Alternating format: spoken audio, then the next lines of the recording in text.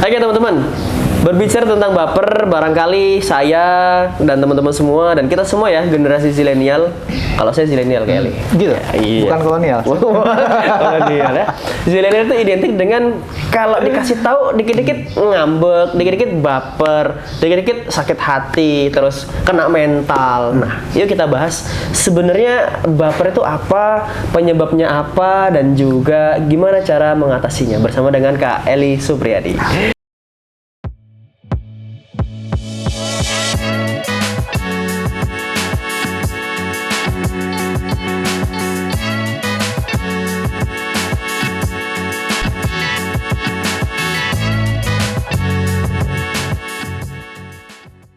Oke, Kak Eli, gimana kabarnya? Sehat? Alhamdulillah sehat. Alhamdulillah, mungkin ganteng aja ya. Alhamdulillah. Efek puasa memang kita tuh wajahnya semakin cerah ya, insya Allah ya. Insya Allah. Kayaknya sih. Oke, Kak Eli, Ya. berbicara tentang baper, Kak. Iya kan tadi saya sampaikan dengan teman-teman semua itu saya dan teman-teman itu sering banget ngerasa baper, Kak. Mungkin kena omel dikit, bawaannya, kok gue ini kayaknya gini banget sih. Nah, apa sih sebenarnya, Kak, penyebab baper itu sendiri apa, Kak? Oh, Oke. Nah, ini menarik, Kak Oleg. Sebelum kita berbicara tentang penyebab baper itu sendiri, kalau dari data gitu ya, di Indonesia ini mayoritas lebih dari 50% didominasi oleh zillennials dan millennials. Yang notabene zillennials dan millennials ini adalah anak muda. Dan menariknya hari ini baper itu walaupun sebenarnya tidak hanya terjadi di anak muda, banyak juga di orang tua. Cuma hari ini tuh menariknya adalah ketika ini dialami oleh anak muda, kebayang anak mudanya itu lebih dari 50% kan Nurhalik. Nah, lalu apa sih yang menyebabkan anak-anak muda atau kita semua gitu ya baper? Nah, ini banyak faktornya. Salah satunya hari ini teknologi kan Nurhalik. Kenapa teknologi? Ya, kita coba lihat berapa jam kita setiap harinya dalam waktu 24 jam pegang gadget atau scroll media sosial. Yang akhirnya kita di scroll media sosial itu yang awalnya kita nggak melihat, akhirnya kita lihat. Yang awalnya nggak penting, jadi penting di pikiran kita. Yang tadinya nggak takut, jadi takut. Nah, itulah yang kemudian awal mula muncul perasaan-perasaan, hal-hal yang tadi baper. Kan baper itu bawa perasaan. Maka, ya itu tadi. Hal yang kita lihat di media sosial punya dampak emosi ke dalam diri kita. Itu salah satunya. Di samping itu semua, bukan hanya teknologi, ternyata lingkungan juga mempengaruhi. Lingkungan yang seperti apa? Ya lingkungan yang nggak support, akhirnya apa? Akhirnya membuat kita terganggu emosinya, kemudian membuat kita jadi baper, Kak Nurhalik. Dan itu banyak terjadi di kalangan anak muda hari ini. Disinggung sedikit, ngambek, Kena mental. Bahasa kita kena mental. ditegur dikit, langsung, wah kok dia begitu ya, gitu. Nah itu kenapa? Karena efek yang sudah dilakukan tadi, efek dari media, efek dari lingkungan, efek yang dibaca, efek yang dilihat, efek yang didengar, akhirnya membentuk emosi dalam dirinya, yang ketika itu muncul nggak sesuai gitu ya, akhirnya dia baper kan Nurhalik. Oke. Gitu teman-teman ya. Terkait dengan baper ini bawa perasaan, bukan bawa lapar ya. Malam-malam Ramadan bawa lapar gitu ya. Oke, tadi berbicara tentang penyebabnya. So, kalau dari Kak Eli mungkin ilmu hipnoterapinya kan. Berbicara tentang sorry ya teman-teman, ini agak-agak belibet lagi sariawan ya, mohon maaf banget ya.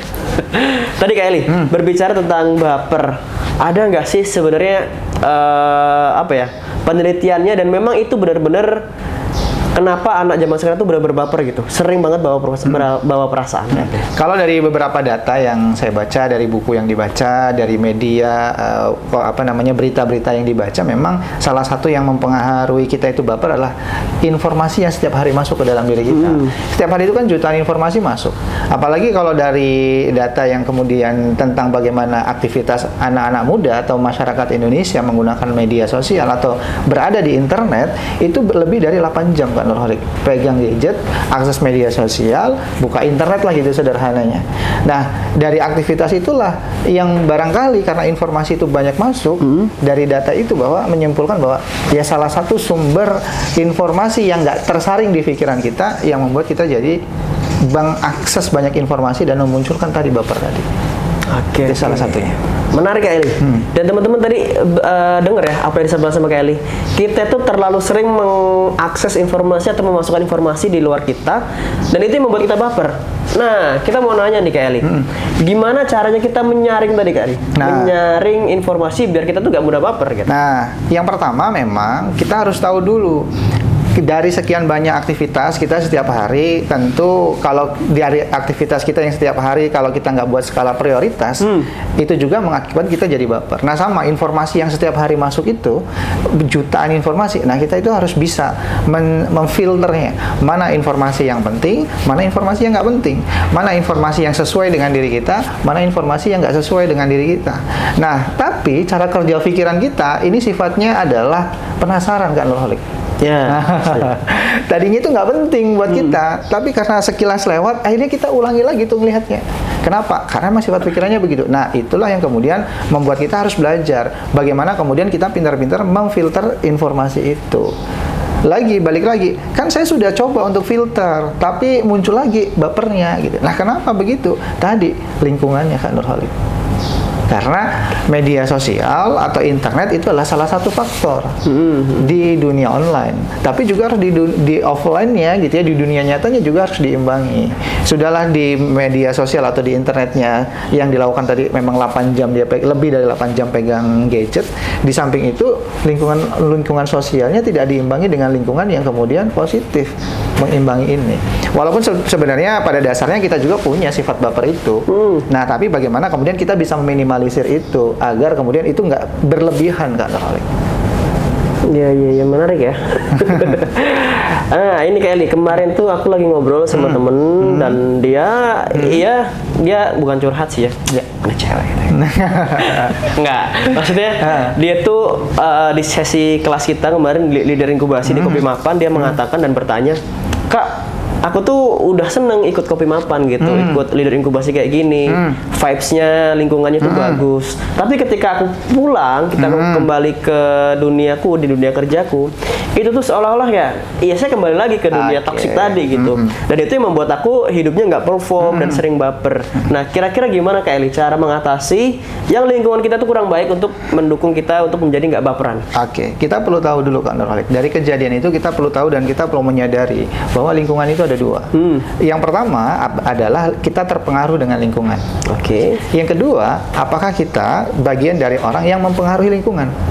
Kalau hari ini kita sudah ikut kelas leader inkubasi gitu ya, di Kopi Mapan atau kelas-kelas yang lainnya, atau sudah baca buku, sudah nonton YouTube yang positif, sudah ikut sering seminar motivasi gitu ya.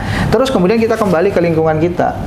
Ketika kita kembali ke lingkungan sehari-hari kita, ternyata kita masih muncul yang sifat-sifat tadi. Oh, jangan-jangan kita masih berada di posisi yang kita masih terpengaruh oleh lingkungan. Kenapa kita masih terpengaruh oleh lingkungan? Barangkali salah satunya juga kita nggak punya power di situ. Dan kita, kapasitas diri kita belum mampu untuk mempengaruhi lingkungan itu. Terus apa yang bisa kita lakukan? Tetap berada di lingkungan itu, tapi diimbangi dengan lingkungan yang ada. Nanti lama-lama intensitas lingkungan yang positif, yang membuat kita bertumbuh, jadi lebih positif, itu diperbesar. Intensitasnya gitu ya, waktunya harus diperlama. Untuk apa? Untuk kemudian yang positif ini bisa dibawa ke sini. Yang lingkungan yang sudah ada, lingkungan kerja, lingkungan di kampus misalkan atau yang lainnya, apakah kemudian itu bisa diubah? Bisa. Kalau kita belum bisa mempengaruhi semuanya, maka satu persatu kita pengaruhi, kan? Satu persatu ditarik pindah ke sini, pindah ke sini.